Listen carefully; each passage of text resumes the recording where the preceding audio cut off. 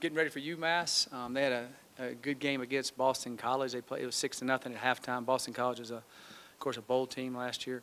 Boston College is a big football team that played UMass. UMass has some really good speed at receivers, and defensively, they have their scheme is very, very effective in what they do. And Coach Whipple is back there, and he had won national championships there before.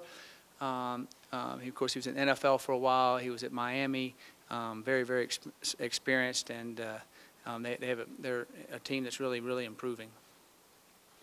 I'll take any questions about UMass at this time.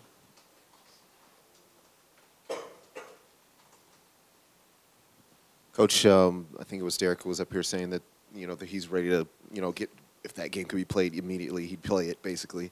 Do you sense that the team is ready to kind of get the past in the past and ready for the next challenge?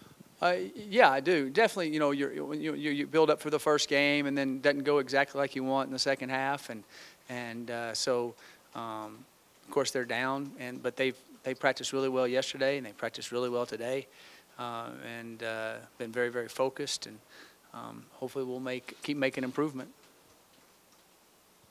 Coach, how did you feel your offensive line played in the first game, and what would you like to see from them from week 1 to week 2?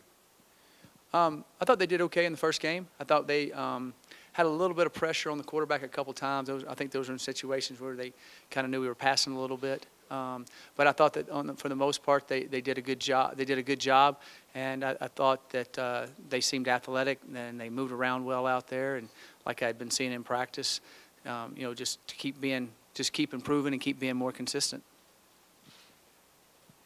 Coach, UMass has really struggled against the run the last couple of years, and they did so last week. Is that an area you feel like you guys can kind of exploit and try to take advantage of this week? Well, I hope we can run the ball. Boston College, if you've watched them play, I don't know if you watched the game at all, they basically played 2 to 3 tight ends. That's their whole system, is just basically running the football. So therefore there was a lot more run emphasis in that football game. So hopefully we can definitely run the ball. I felt like we were running the ball pretty well last week for a while, and so we definitely need to be able to have a good balance and be able to run the football, and that takes off pressure off of Cepho. It also gives an opportunity to have some more big plays.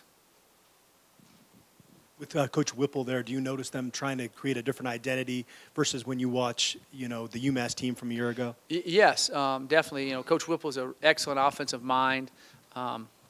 Does a heck of a job. I think when I was at Duke, I think he was the offensive coordinator at Miami. I believe that was correct.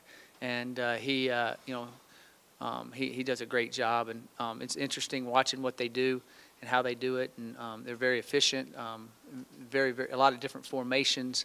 And he does a good job offensively.